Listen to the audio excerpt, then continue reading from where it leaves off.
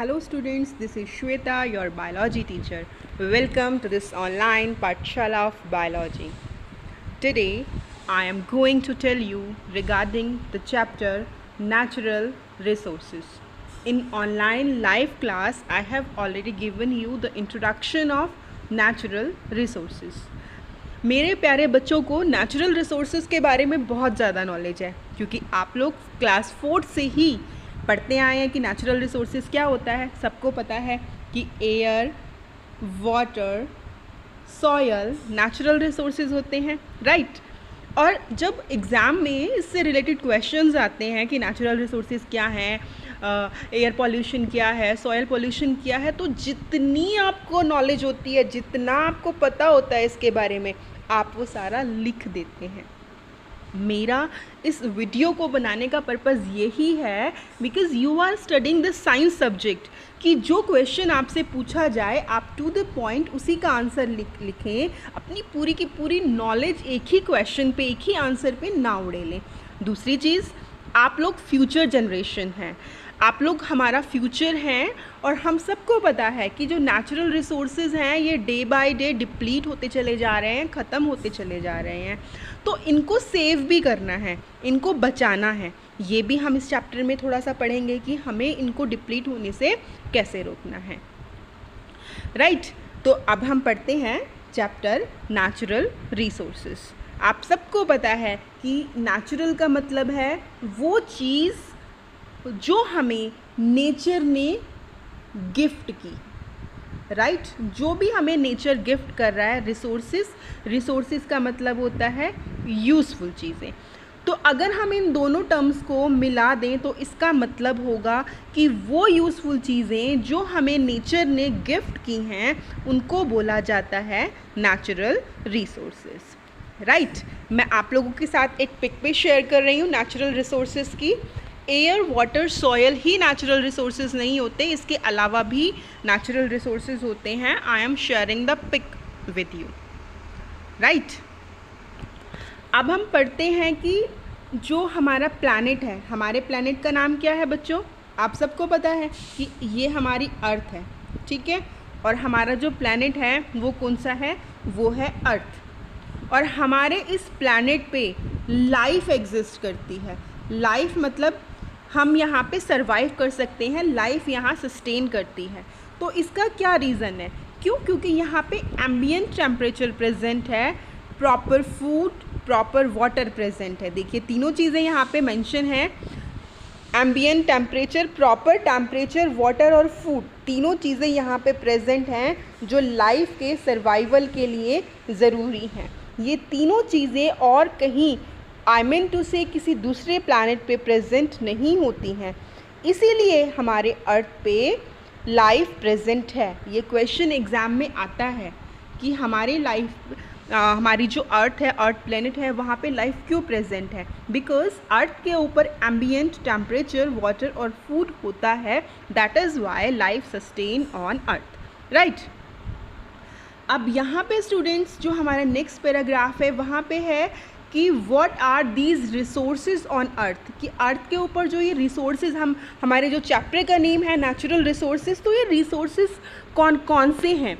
तो सबसे पहले हमें यहाँ पे स्टडी करने की ज़रूरत है। जो मैं आपको स्टार्टिंग करूँगी वो मैं स्टार्टिंग करूँगी बायोस्फीयर से। हम टॉपिक वाइज लेंगे। जो सबसे पहले इस लेक्चर में मैं टॉपिक लेने जा रही हूँ बच्चों, वो लेने जा रही हूँ मैं बायोस्फीयर। हम ये देखेंगे कि जो हमारी अर्थ है, अर्थ पे क्या क्या चीज़ें प्रेजेंट हैं, राइट। तो बायोस्फीयर, ठीक है। बायो का मतलब होता है लिविंग, लाइफ, और स्फीयर का मतलब होता है प्लेस। तो वो प्लेस जहाँ पे लाइफ प्रेजेंट है उसको बोलेंगे बायोस्फीयर। ये चीज़ आपको पता भी है कि जहाँ लाइफ प्रेजेंट है उसको बायोस्फीयर बोलते हैं। लेकिन ये बायोस्फीयर टर्म दो टर्म से मिलके बना है। सबसे पहले आएगा इसमें अर्थ क्रस्ट, अर्थ की क्रस्ट, और दूसरा है एटमॉस्फेयर, राइट, कि एटमॉस्फेयर।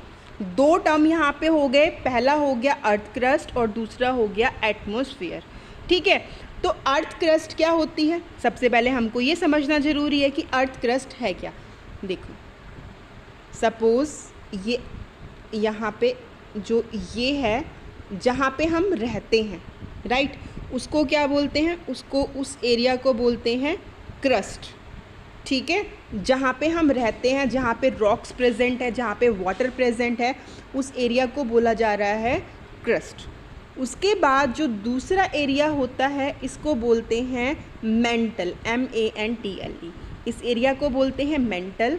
उसके बाद जो ये वाला एरिया है ये है आउटर कोर, और जो ये वाला एरिया है ये है इनर कोर।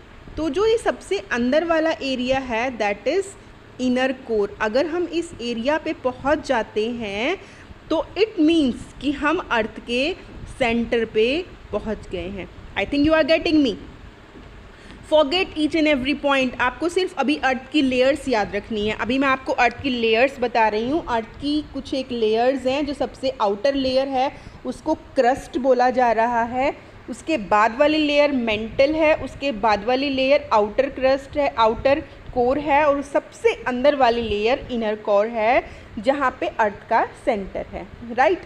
तो हम इस चैप्टर के अंदर इस वाली लेयर को डिस्कस करेंगे जहाँ पे हम रहते हैं, राइट। तो जो ये मेंटल है, जो ये अर्थ क्रस्ट है जहाँ पे हम लोग सरवाइव कर रहे हैं, इस एरिया में क्या क्या होता है? इस एरिया में होते हैं रॉक्स, चट्टानें, माउंटेन्स बड़े बड़े, ठीक है।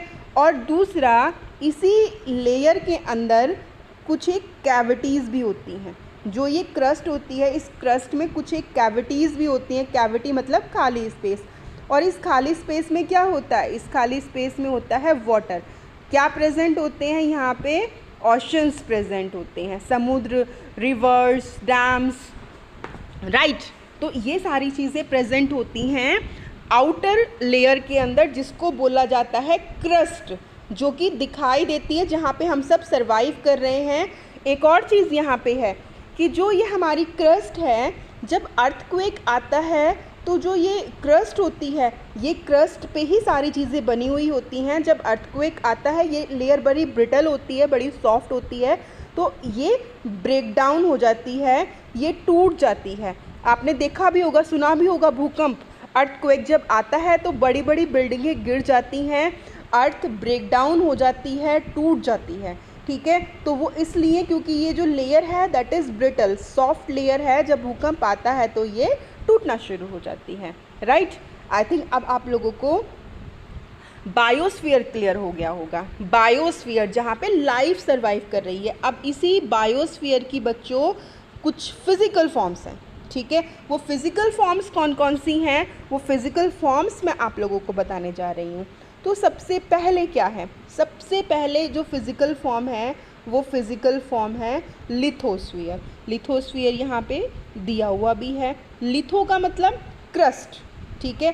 स्फीयर मतलब प्लेस, तो वो प्लेस जहाँ पे क्रस्ट प्रेजेंट है उसको हम बोलेंगे लिथोस्फीयर, जो मैंने अभी अभी आप लोगों को समझाया भी है। जो आउटर क्रस्ट है, अर्थ की जो सबसे बाहर वाली लेयर है, that is known as earth crust, और इस एरिया को बोलते हैं लिथोस्फीयर। जहाँ जहाँ अर्थ क्रस्ट प्रेजेंट है उस एरिया को लिथोस्फीयर बोला जाता है। वो जो क्रस्ट है वो समुद्र के नीचे भी प्रेजेंट होती है, क्योंकि जो समुद्र हैं वो कैविटी में प्रेजेंट हैं, तो that cavity is covered by the lithosphere, right. उसके बाद दूसरी फिजिकल फॉर्म आती है that is known as hydrosphere. वो एरिया जो वाटर को कवर करता है that is known as hydrosphere, right. और जो पानी है, पानी 75% अर्थ के ऊपर प्रेजेंट है। सोचिए कितनी ज़्यादा परसेंटेज है। फिर भी आप लोगों को ये एडवाइस किया जाता है सेव वाटर, सेव वाटर। इसका भी एक पर्टिकुलर रीज़न है जो मैं आपको अगले लेक्चर में बताऊंगी कि 75% वाटर होने के बावजूद भी आप लोगों को या हमें ये कहा जाता है कि पानी को बचाइए, तो इसका क्या कारण है, राइट।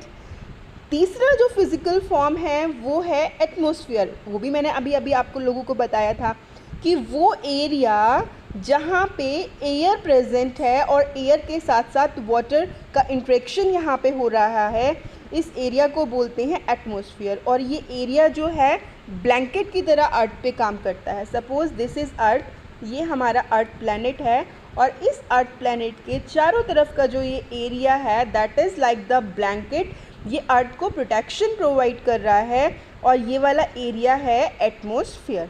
आपको क्लियर हो गया होगा। तीन फॉर्म्स हैं हमारा जो बायोस्फीयर है, बायोस्फीयर ये दिया हुआ है। इस बायोस्फीयर की तीन फिजिकल फॉर्म्स हैं।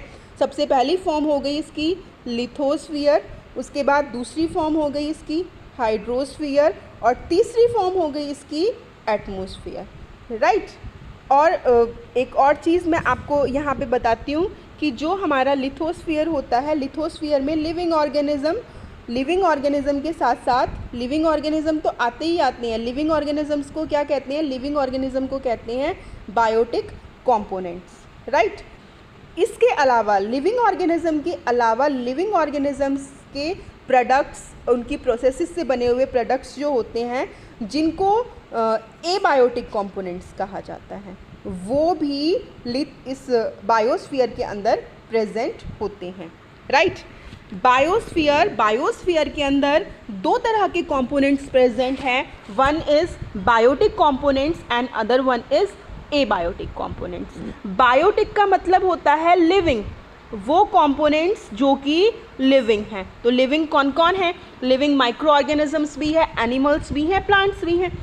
एबायोटिक के अंदर कौन कौन आता है? एबायोटिक के अंदर वो कंपोनेंट्स आते हैं जो कि नॉन लिविंग हैं, एयर, वाटर, सॉयल, इसके अलावा और भी बहुत सारे कंपोनेंट्स हैं। मैं इनकी पिक्स भी आपके साथ शेयर कर रही हूँ। स्टूडेंट्स, आई होप कि आपको मेरा ये लेक्चर क्लियर हो गया होगा। Still you have any doubt तो आप मुझे कमेंट सेक्शन में लिख के ज़रूर बताएं। Thank you. Hello students, this is Shweta, your biology teacher. Welcome to this online पाठशाला of biology. Today I am going to tell you regarding the chapter Natural Resources. In online live class, I have already given you the introduction of natural resources. मेरे प्यारे बच्चों को natural resources के बारे में बहुत ज़्यादा नॉलेज है, क्योंकि आप लोग क्लास 4 से ही पढ़ते आए हैं कि नेचुरल रिसोर्सेज क्या होता है। सबको पता है कि air, water, soil natural resources होते हैं, राइट। और जब एग्ज़ाम में इससे रिलेटेड क्वेश्चंस आते हैं कि नेचुरल रिसोर्सेज क्या हैं, एयर पॉल्यूशन क्या है, सॉयल पॉल्यूशन क्या है, तो जितनी आपको नॉलेज होती है, जितना आपको पता होता है इसके बारे में, आप वो सारा लिख देते हैं। मेरा इस वीडियो को बनाने का पर्पज़ यही है because you are studying the science subject, कि जो क्वेश्चन आपसे पूछा जाए आप टू द पॉइंट उसी का आंसर लिखें, अपनी पूरी की पूरी नॉलेज एक ही क्वेश्चन पे, एक ही आंसर पे ना उड़े लें। दूसरी चीज़, आप लोग फ्यूचर जनरेशन हैं, आप लोग हमारा फ्यूचर हैं, और हम सबको पता है कि जो नेचुरल रिसोर्सेज हैं ये डे बाय डे डिप्लीट होते चले जा रहे हैं, ख़त्म होते चले जा रहे हैं। तो इनको सेव भी करना है, इनको बचाना है। ये भी हम इस चैप्टर में थोड़ा सा पढ़ेंगे कि हमें इनको डिप्लीट होने से कैसे रोकना है, राइट। तो अब हम पढ़ते हैं चैप्टर नेचुरल रिसोर्सेज। आप सबको पता है कि नेचुरल का मतलब है वो चीज़ जो हमें नेचर ने गिफ्ट की, राइट। जो भी हमें नेचर गिफ्ट कर रहा है, रिसोर्सेज का मतलब होता है यूज़फुल चीज़ें।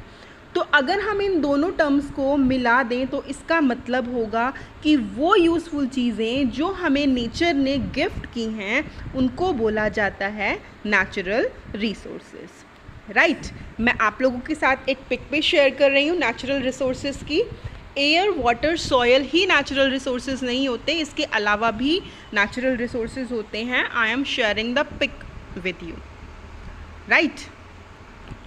अब हम पढ़ते हैं कि जो हमारा प्लैनेट है, हमारे प्लैनेट का नाम क्या है बच्चों? आप सबको पता है कि ये हमारी अर्थ है, ठीक है। और हमारा जो प्लैनेट है वो कौन सा है? वो है अर्थ। और हमारे इस प्लैनेट पे लाइफ एग्जिस्ट करती है। लाइफ मतलब हम यहाँ पे सरवाइव कर सकते हैं, लाइफ यहाँ सस्टेन करती है। तो इसका क्या रीज़न है?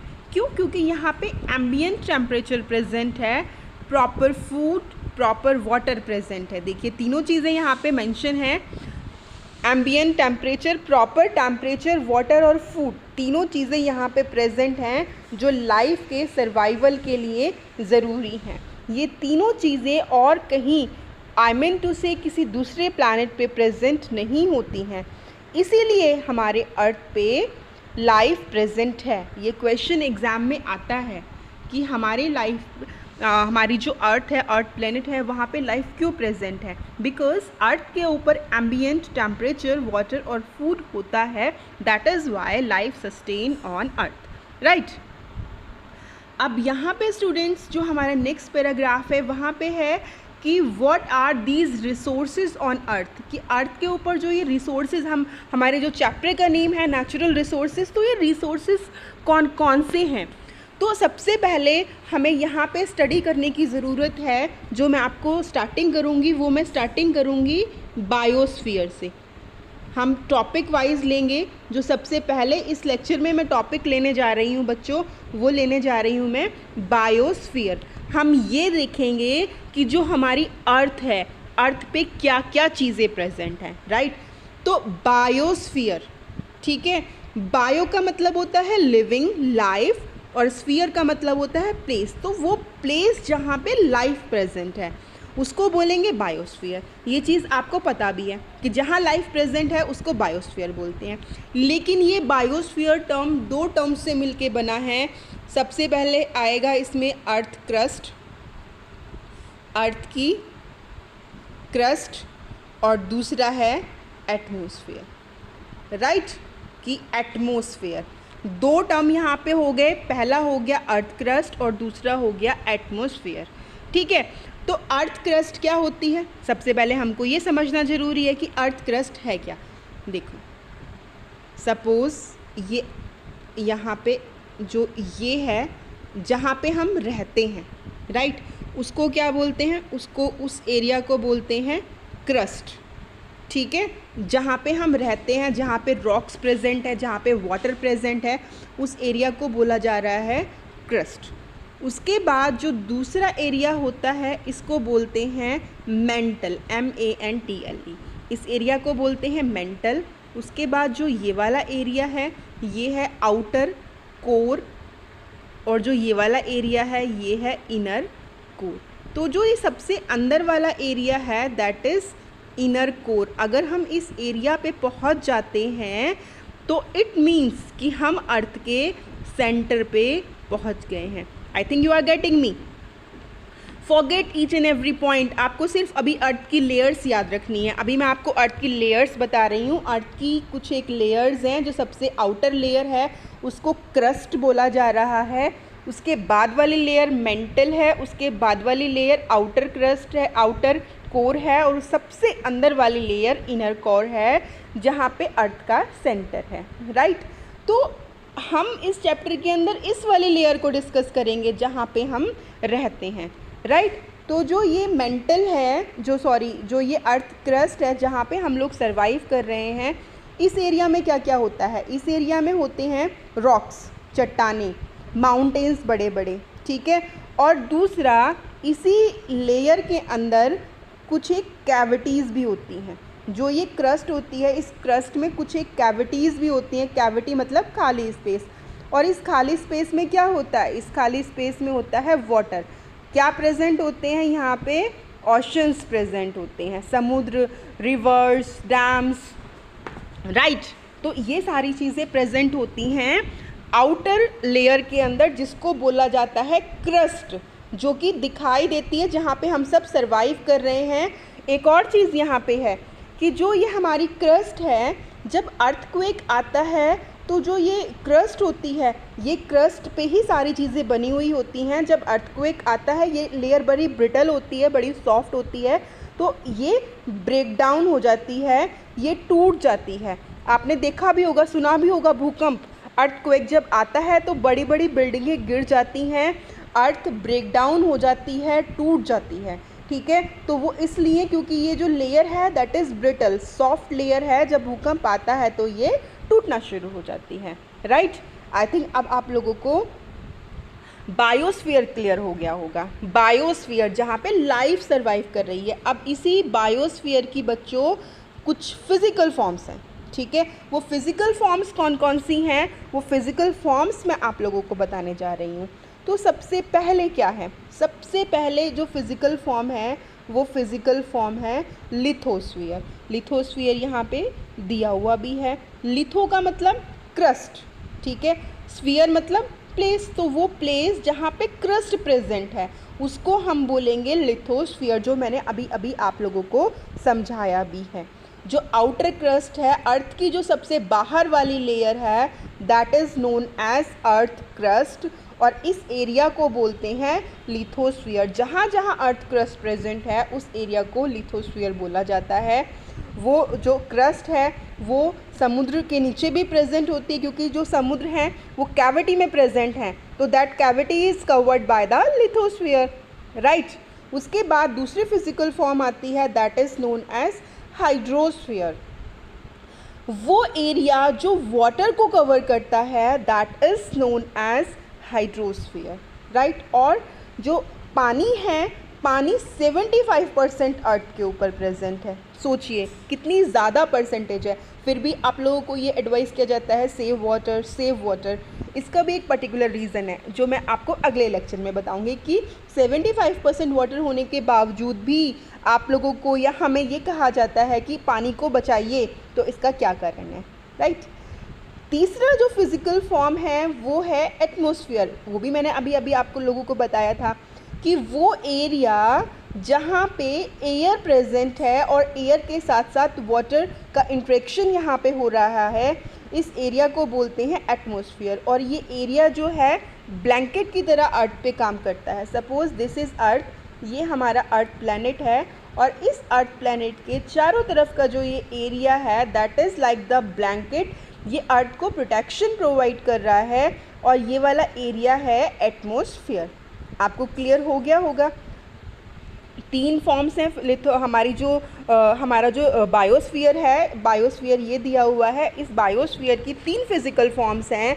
सबसे पहली फॉर्म हो गई इसकी लिथोस्फीयर, उसके बाद दूसरी फॉर्म हो गई इसकी हाइड्रोस्फीयर, और तीसरी फॉर्म हो गई इसकी एटमॉस्फेयर, राइट।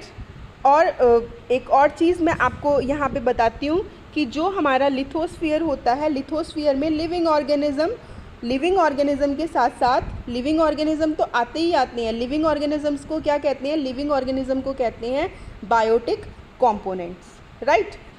इसके अलावा लिविंग ऑर्गेनिज्म के अलावा लिविंग ऑर्गेनिजम्स के प्रोडक्ट्स, उनकी प्रोसेसेस से बने हुए प्रोडक्ट्स जो होते हैं, जिनको एबायोटिक कंपोनेंट्स कहा जाता है, वो भी इस बायोस्फीयर के अंदर प्रेजेंट होते हैं, राइट।